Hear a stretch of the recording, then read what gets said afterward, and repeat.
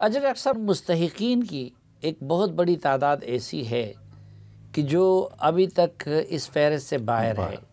یہ شکایت ہمیں ملتی ہے کہ دیکھیں جی جس کو مل رہا ہے میری تو حالت اس سے بھی زیادہ پتلی ہے، لیکن مجھے نہیں مل رہے اور اس کو مل رہے ہیں. تو وہ لوگ جو کہ ملنے والوں سے زیادہ غریب ہیں اور ان کو نہیں مل رہے، اس فہرست میں نہیں ہے، ان کو کیا کرنا چاہیے؟ دیکھیں بات یہ ہے صافی صاحب، سب سے پہلی بات یہ ہے کہ ہمارا ایک جو کلچر ہمارے ملک کا ہے نا، کہ جس آدمی کو اس کا حق مل جاتا ہے وہ خاموش ہوتا ہے، جس کو نہیں ملتا وہ شور مچاتا ہے. ہم بنیادی طور پر شکر گزاری کے جذبے سے کچھ عاری ہو گئے.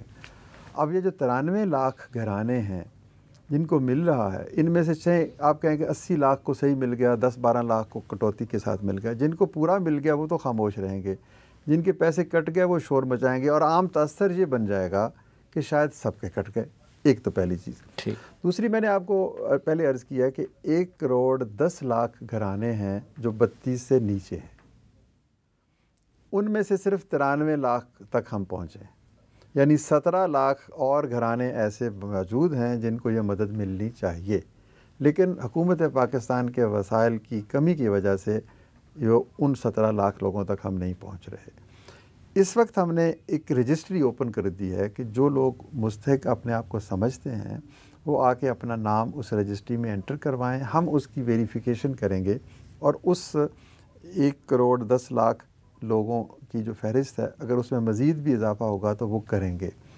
اس سال حکومت نے ایک اور فیصلہ کیا ہے کہ 93 لاکھ کی بجائے ہم 1 کروڑ لوگوں کو مدد دیں گے، یعنی 7 لاکھ لوگ اس بڑے جو دائرے سے زیادہ آ جائیں گے. پھر بھی وہ 10 لاکھ لوگ شکایت تو کریں گے. آپ کے دل پہ بھی دستک ہوگی، مجھے بھی دکھ ہوگا کہ یہ 10 لاکھ بھی اتنے ہی مستحق ہیں جتنے باقی ہیں. تو ہر شخص کو ہمیں دیکھیں، ریاست کا کام ہے ہر شخص کو اپنی آغوش میں لینا، ہر شخص تک وسائل پہنچانا. ڈسٹریبیوٹیو میکنزم جو ہے نا ریاست کے وسائل. ایک ڈاکٹر صاحب دستک ہمیں مسلسل مل رہی ہے IMF کی طرف سے. ٹھیک ہے، ایشین ڈیولپمنٹ بینک جیسے اداروں نے اس پروگرام کی تعریف کی ہے، لیکن اس وقت ہماری معیشت کا مہار بڑی حد تک IMF کے ہاتھوں میں آ گیا ہے اور ان کو اس طرح کے پروگراموں پہ اعتراض ہوتا ہے. ایک تو یہ ہے کہ یہ کہیں بند تو نہیں ہو جائے گا، حکومت کو مجبور تو نہیں کیا جائے گا کہ جی آپ لوگوں میں اس طرح یہ پیسے نہ بانٹیں. اور پھر آپ کے آنے سے ظاہری بات ہے آپ اخوت کا ایک کامیاب ترین تجربہ کر چکے ہیں اور یہاں اب سرکار کا ایک ادارہ آپ کو سونپا گیا ہے، تو اس کو مستقبل میں مزید بہتر بنانے کے حوالے سے کوئی پروگرام آپ نے مرتب کیا ہے؟ دیکھیں سر، یہ بہت بڑی رقم ہے، 471 ارب روپے کی رقم ہر سال حکومت کے لیے نکالنا. اس فائنینشیل جو ہماری مسائل ہیں اس میں مشکل تو کام ہے، لیکن بہرحال ریاست کی ذمہ داری بھی ہے. تو ہمیں جب سپورٹ کرنی ہے، ہمیں جب کسی یتیم کے سر پہ ہاتھ رکھنا ہے، کیا اس ملک میں صرف ایلیٹ کو ہی ہم کمفرٹ دیں گے، ان غریبوں کو نہیں دیں گے؟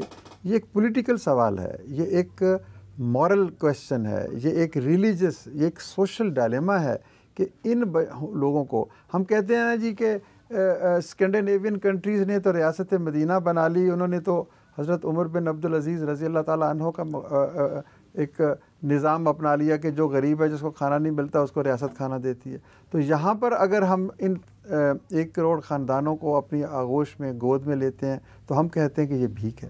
تو یہ ذمہ داری کو تو تسلیم کرنا پڑے گا، پہلی بات. ٹھیک. دوسری بات یہ ہے کہ اب اس میں اتنے وسائل کیسے لے کر آئیں. اس میں سر ہمارا ایک سجیشن ہم وزیر اعظم کو دینا چاہتے ہیں کہ کیوں نہیں 1 لاکھ 2 لاکھ 10 لاکھ لوگ اس پروگرام کے جو ہیں بینیفیشریز ہیں ان کو آپ لے لیتے، میں لے لیتا. اس ملک کے جو امیر طبقات ہیں وہ کہیں کہ جو 36,000 روپے سال کا دینا ہے نا، تو یہ ڈیٹا اگر ٹھیک ہے، مستحقین پہ اگر مجھے یقین ہے، تو ان میں سے 1,000 لوگوں کو میں دوں گا اپنی زکوٰۃ، 1,000 کو میں یہ قرض حسن کے ذریعے سے باہر نکالوں گا، 1,000 کو میں ہنر دوں گا. تو ہم اس پروگرام کو ریاست کی مدد کے ساتھ ساتھ ایک پبلک ڈومین میں لے کے جانا چاہتے ہیں کہ جو مواخات کا تصور ہے کہ ایک شخص کو اپنا لے. یہی نبی پاک صلی اللہ علیہ وسلم نے تصور دیا نا کہ ایک انصار اور ایک مہاجر. تو تو ہم کہتے ہیں کہ پاکستان میں 4 کروڑ گھرانے ہیں صاحب، یعنی اگر ہم کہیں کہ 6 کروڑ، لیکن اس ملک میں تو ایسے ایسے سرمایہ بھی ہے کہ جو ان سب کو لے سکتے ہیں، سب کو لے سکتے ہیں۔ میں تو یہی دیکھیں نا، بات تو یہ ہے کہ اگر 4 کروڑ گھرانے ہیں، 6 افراد ہر گھرانے میں ہو تو 24 کروڑ کی تعداد بن گئی۔ یہ 1 کروڑ ہے، جو ٹاپ کا 1 کروڑ ہے وہ باٹم کے 1 کروڑ گھرانوں کو اگر اپنا لے تو ریاست کا تو ایک بھی پیسہ نہیں جائے گا۔ ہم ایک ایسا معاشرہ خود سے تخلیق کر دیں گے جو مواخات مدینہ کے درخشاں روایت پہ قائم ہوگا، اور غریب اور امیر کے درمیان جو حد فاصلہ وہ ٹوٹ جائے گی، اور اس معاشرے میں لوگوں کو محسوس ہوگا کہ ہم اپنے بھائیوں کی مدد سے، تعاون سے یہ امداد حاصل کر رہے ہیں، اور اب ہمیں آگے بڑھنا ہے، ہمیں اس غربت کی زنجیر کو توڑ کے خود سے دینے والا بننا ہے۔ یعنی پھر حکومت کے جو وسائل ہیں وہ گریجویشن کے لیے استعمال ہوں گے، اور جو ایبسولوٹ پاورٹی ہے، دیکھیں نا، آپ بھی زکوٰۃ دیتے ہیں، ہر شخص اس ملک میں دیتا ہے، تو وہ زکوٰۃ ہم اسے کہتے ہیں کہ یہ لکھو، میں تمہیں 15 بندوں کی فہرست دیتا ہوں تمہارے گاؤں میں، تم خود سے جا کے چیک کر لو کہ اگر یہ غلط ہے یہ صحیح ہے، اگر یہ صحیح ہے تو ان کے پیسے ہم ایک ایپ بنا دیں گے، اس کے ذریعے سے آپ ہمیں دو، ہم ان کو ٹرانسفر کر دیں گے، تم اسلام آباد بیٹھے ہو، تمہاری زکوٰۃ ان لوگوں تک پہنچ رہی۔ آپ نے اتنا بڑا کام شروع کیا تھا کہ جس پہ ہمیں بجا طور پر رشک آتا تھا اخوت کا، اس کو چھوڑ کے آپ نے یہ ذمہ داری کیسے لے لی؟ وزارت آپ نے نہیں لی اور یہ لے لی، تو وزارت کیوں ٹکرائی اور یہ ذمہ داری کیوں؟ دیکھیں صاحب، وہ پہلا عشق جو ہوتا ہے نا انسان کا، وہ کبھی نہیں جاتا۔ تو اخوت تو واحد عشق ہے ہماری زندگی کا، وہ کام نہیں ہے، وہ عبادت ہے، وہ خدا کی رضا کا ایک راستہ ہے۔ ہم نے ایک خاندان سے 10,000 سے کام شروع کیا، 220 ارب روپے چلے گئے۔ ایک خاندان کی مدد سے کام شروع کیا، 40 لاکھ خاندان کر رہے ہیں۔ وہ تو اب آٹو پہ ہے، الحمدللہ ایک انسٹیٹیوشنل میکنزم بن گیا ہے۔ ہماری ایک ٹیم ہے 8,000 افراد کی، پورے پاکستان میں پھیلی ہوئی ہے۔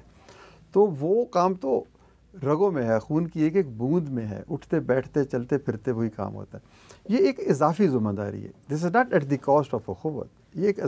یہ بھی اس لیے قبول ہم نے کی کہ ہمیں اس کی یہ کنٹینویشن نظر آ رہی ہے کہ یہ ابتدا ہے، اس کے بعد ان لوگوں کو ہم وہاں لے کے جائیں گے، پھر اس کے بعد آگے لے کے جائیں گے۔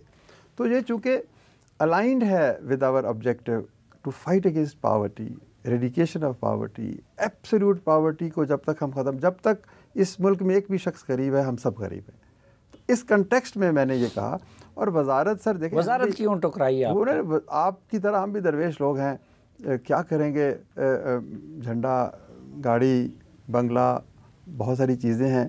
دیکھیں، میں ایک ٹاٹ کے اسکول سے پڑھ کے الحمدللہ اللہ تعالیٰ نے یہ اعزاز بخشا کہ اخوت کے ادارے کے توسط سے جو دنیا کا سب سے بڑا قرض حسن کا ادارہ ہے، میں CSS میں نے پوزیشن لی، میں افسری بھی کی، یہ بھی کیا۔ تو میں اور کیا چاہتا ہوں اس زندگی میں خدا سے، کہ جو شخص ٹاٹ کے اسکول سے پڑھ کر جا کے یونائٹڈ نیشن میں 87 ممالک کے سامنے خطاب کرتا ہے، مجھے اس سے بڑھ کر کیا چاہیے؟ کیا ابھی بھی میری یہی خواہش ہے کہ مجھے کوئی بڑی کرسی مل جائے؟ اس ملک میں دراصل میں کسی کی طرف اشارہ نہیں کر رہا، بلکہ اصولاً بات یہ ہے کہ جن لوگوں کے پاس اللہ تعالیٰ نے بہت کچھ دیا ہے، یہ ان کا حق نہیں ہے، یہ اس کی عطا ہے، یہ اس کا انعام ہے۔ اور کسی نہ کسی دن ہمیں خدا کے روبرو پیش ہو کر اس سوال کا جواب دینا ہے کہ میں نے یہ جو تمہیں دیا ہے، یہ تم نے خلق خدا کی بھلائی کے لیے استعمال کیا یا نہیں کیا؟ تمہیں تو کہا گیا تھا کہ جو ضرورت سے زائد ہے وہ بانٹ دو، تمہیں تو کہا گیا تھا کہ تم نیکی کا راستہ پا ہی نہیں سکتے جب تک میری راہ میں وہ شے خرچ نہ کرے جو تمہیں سب سے زیادہ عزیز۔ لیکن مجھے ذاتی طور پر علم ہے کہ آپ کو مجبور کیا جا رہا تھا کہ آپ وزارت لے لیں، تو وزارت ٹکرا کے، یہ بھی تو ایک سرکاری منصب ہے، یہ پھر آپ نے کیوں قبول کیا؟ نہیں، دیکھیں صاحب، یہ سرکاری منصب ضرور ہے، لیکن میں اس کی کوئی تنخواہ نہیں لیتا، مجھے کوئی گھر نہیں دیا، مجھے کوئی انشورنس نہیں ملتی، مجھے کوئی ہیلتھ کی فیسلٹی نہیں ملتی۔ میں تو ایک جسے کہتے ہیں نا کہ اپنی شوق سے اس کام میں آیا ہوں، کہ میں سمجھتا ہوں انتہائی ہیوملٹی کے ساتھ کہ میں یہ کام شاید کچھ لوگوں سے بہتر طریقے سے سر انجام دے سکوں۔ اور پھر آپ ہی تو کہتے ہیں کہ اچھے لوگ جو ہیں ان کو آگے آنا چاہیے، یا اچھے کام کی جن کا ایویڈنس ہے، جن کا پروفائل ہے، ان کو یہ کام کرنا چاہیے۔ نہیں، ہم تو چاہتے تھے کہ اچھے لوگ حکومت میں بھی آئے، لیکن آپ نے سر یہ سب سے بڑا یہ بھی شرط لگائی کہ میں کابینہ میں نہیں بیٹھوں گا۔ سر سب سے بڑا یہ کام ہے، یہ جو یہ جو بے نظیر انکم سپورٹ پروگرام ہے نا، اس سے بڑا کوئی پروگرام ہی نہیں ہے پاکستان میں. اتنے وسائل کسی ڈویژن میں نہیں ہیں، کسی وزارت میں نہیں ہیں. اور اگر ان کو آپ ٹرانسپیرنٹلی جس طریقے جو سارے ایشوز جن کا آپ نے احاطہ کیا، اگر شفافیت کے ساتھ، درد مندی کے ساتھ، دیانت کے ساتھ، وقت پر ان عورتوں تک یہ کام پہنچ جائے، تو اس سے بڑا کام کوئی ہے اور ہے ہی نہیں. میں تو سمجھتا ہوں کہ یہ جو بے نظیر انکم. لیکن یہ شرط آپ نے کیوں رکھی کہ میں کابینہ میں نہیں بیٹھوں گا، وزارت کا سٹیٹس نہیں لوں گا؟ ادھر بیٹھتے تو اپنا بات بڑے فورم پہ آپ کر سکتے تھے، اس کے حق میں کر سکتے نہیں تھے. سر، نہیں، میں ان شرائط ورائط کی بات نہیں کروں گا. کوئی شرائط ہوتی نہیں ہے خدمت کے کام میں. کیا شرائط؟ اگر ادھر بھی بیٹھ جائیں تو بھی آپ وہاں پر جو لوگ بیٹھے ہوئے ہیں، میں سمجھتا ہوں وہ بھی انتہائی اعلیٰ دیانت سے اور اپنے بہترین اقدار کے ساتھ، ایک ویژن کے ساتھ وہ کام کر رہے ہیں. تو اس کو میں اس سے ہٹ کے دیکھ رہا ہوں، سارے کاموں کو اس سے ہٹ کے دیکھ رہا ہوں. مجھے یہ کام اچھا لگتا ہے. میں نیچے زمین پہ بیٹھنا پسند کرتا ہوں. مجھے عہدہ اچھا نہیں لگتا. مجھے یہ نیلی پیلی بتی اچھی نہیں لگتی. اب یہ میں اس کا مطلب یہ نہیں ہے کہ یہ کسی کو بھی نہ اچھی لگے، یہ تو ہر شخص کا اپنا اپنا چوائس ہے. تو میں وہ کیا کہتے ہیں کہ گر سکھا دیں گے بادشاہی کا، فقیروں کے پاس آ کر جب بیٹھے تو صحیح. تو میں نے پچھلے 25 سال میں چوراہوں پہ بیٹھا ہوں، جرگوں میں بیٹھا ہوں، پنچایتوں میں بیٹھا ہوں، نیچے فرش پہ لوگوں کے ساتھ بیٹھا. اور میں نے ان سے سیکھا ہے. دفتر میں بھی فرشی نشست ہم ہوتے ہیں. اور فرش پہ بیٹھنے کا ایک فائدہ صافی صاحب یہ ہے کہ آپ نیچے بیٹھیں گے نا تو آپ کو اور نیچے گرنے کی خدشہ نہیں رہے گا. جو لوگ بڑے تخت پہ بیٹھتے ہیں وہ گرتے بھی ہیں اور گر بھی سکتے ہیں. تو انکسار جو ہے اور یہ جو اپنی ذات کی نفی جو ہے، ہم سب یہ کام کیوں کرتے ہیں؟ تنخواہ بھی نہیں لیتے؟ نہیں، تنخواہ نہیں لیتے سر. اچھا. اللہ تعالیٰ کو رزق دیتا ہے، بہت سے رستے اور بھی دیتے ہیں. تنخواہ کے بغیر بھی تو کام ہوتا ہے. بہت سے لوگ تنخواہ نہیں. اور میں نے سنا ہے آپ نے دفتر میں کھانا پینا بھی بند کروا دیا ہے. جی، وہ ہم نے چائے وائے بند کر دی، کھانا پینا بھی بند کر دیا. اس سے دیکھیں، اس سے کوئی بہت لاکھوں کروڑوں کا فرق نہیں پڑے گا، لیکن دس از اے میٹافر، ایک استعارہ ہے. اس سے کم از کم ایک تاثر جنم لیتا ہے کہ یہاں پر سرکاری وسائل ہوں، وہاں پر کفایت شعاری ہونی چاہیے. اس سے لوگوں کو ایک خوشی کا احساس ہوتا ہے کہ ہاں ہمارے مہمان آتے ہیں، ملاقات آتے ہیں، اس میں بعض اوقات غیر ملکی لوگ بھی ہو سکتے ہیں، تو ان کو کیا پیش کرتے ہیں؟ نہیں ہے، غیر ملکی جو بھی آتا ہے اس کے وہ تو ڈالروں میں کماتے ہیں، ان کو کیا پیش کرنا ہے. چائے ہلکی پھلکی دے دیتے ہیں لیکن زیادہ نہیں. یہ غریب ملک ہے. دیکھیں، ہم مقامی لوگوں کو صرف پانی پیش کرتے ہیں. کوئی چائے پینا چاہے تو پھر اس کو کوئی بہت اصرار کرے تو ہم اپنی جیب سے دے دیتے ہیں. اچھا. سرکار کے پیسے سے نہیں دینا، اس لیے کہ یہ امانت ہے. اس امانت کو جتنا ہم محفوظ کریں گے، ایک اگر 10 20 30 ہزار روپے ہم سال کے، مہینے کے یا دن کے بچا لیں تو ایک تو خاندانوں کا بھلا ہو جائے گا. اچھا، آپ پہلے ظاہری بات ہے ڈاکٹر تھے، پھر بیوروکریٹ بنے، پھر ویلفیئر کے کام میں آئے، اب اس کام میں آئے ہیں، تو کوئی سیاست میں آنے کا ارادہ تو نہیں ہے؟ کیونکہ ماضی میں ہم نے دیکھا ہے کہ لوگوں نے ویلفیئر کے کام کو ایک سوشل ورک کو سیڑھی بنا کے وہ سیاست میں آئے ہیں. دیکھیں جی، ہم تو سیاست کی بجائے مواخات کی بات کرتے ہیں. سیاست صافی صاحب، آپ نے اتنے 1000 لوگوں سے زیادہ گفتگو کی ہے اس اپنے پروگرام میں. سیاست کا کیا مقصد ہے؟ قائد اعظم کی سیاست کا کیا مقصد تھا؟ مقصد ہے خدمت.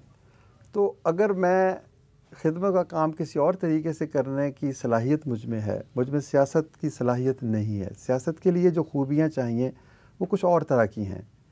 لوگوں کے ساتھ بیٹھ کر کام کرنے کے لیے جو خوبیاں چاہیے. میں نے سول سروس کیوں چھوڑی؟ اس لیے چھوڑی کہ میرے مزاج کے مطابق نہیں تھی. تو انسان کو زندگی تو ایک ہی دفعہ ملتی ہے. وہ مقام جہاں خواہش قلبی اور فرض منصبی مل جائیں، خوش بختی کہلاتا ہے. تو انسان کو اس مقام کی تلاش کرنی چاہیے جہاں اس کے دل کی خواہش اور اس کا منصب ایک ہو جائے. تو مجھے سول سروس میں ایک بند خانے میں رہنا اچھا نہیں لگتا تھا. وہاں پر subservience to rules and regulations ہے، کریٹیوٹی نہیں ہے، انوویشن نہیں ہے. بہت بڑا کام ہے وہ بھی، اس میں کوئی نہیں شک کی بات. لیکن ہر آدمی، میں اگر اچھی گفتگو کر سکتا ہوں یا اچھا لکھ سکتا ہوں یا مصور ہوں، تو آپ مجھے کہیں کہ بھئی یہ بینک کا مینیجر بن جاؤ، زیادہ تنخواہ ملے گی، تو میں ناکام ہو جاؤں. تو ہر نوجوان کو، بلکہ میں تو یہ کہوں گا کہ اپنے سب سے پہلے اسیس کرنا چاہیے کہ مجھے خدا نے جو صلاحیتیں دی ہیں وہ کس مقصد کے لیے بہترین استعمال ہو سکتی ہیں، تاکہ میں جب اس کے حضور پیش ہوں تو اپنے عمل کا حساب تو دے سکوں۔ تو یوں سیاست کا کوئی امکان نہیں ہے۔ سیاست کا مقصد بھی اگر خدمت ہے تو میں پہلے سے وہ کام کر رہا ہوں۔ ٹھیک ڈاکٹر صاحب، آخر میں ایک پیغام اس ملک کے غریب ترین لوگوں کے نام اور ایک پیغام اس ملک کے امیر ترین لوگوں کے نام۔ سر، غریب کے لیے تو یہی پیغام ہے کہ اس کو غربت کی زنجیر کو توڑنا ہے، اپنی محنت سے، اپنی جد و جہد سے، علم کے حصول سے، ہنر کے حصول سے وہ خود توڑے گا۔ جیسے کہا نا اقبال نے کہ ہم خود تراشتے ہیں منازل کے راہ و سنگ، ہم وہ نہیں ہیں جن کو زمانہ بنا گیا۔ ان کو خود سے یہ اٹھیں گے نہیں تب تک وہ نہیں بدلیں گے۔ جو بڑے لوگوں کے لیے آپ نے پیغام پوچھا تو میں یہ کہوں گا کہ اس دھرتی پہ جو کچھ ہے وہ رب کا ہے، اور جو رب کا ہے وہ سب کا ہے۔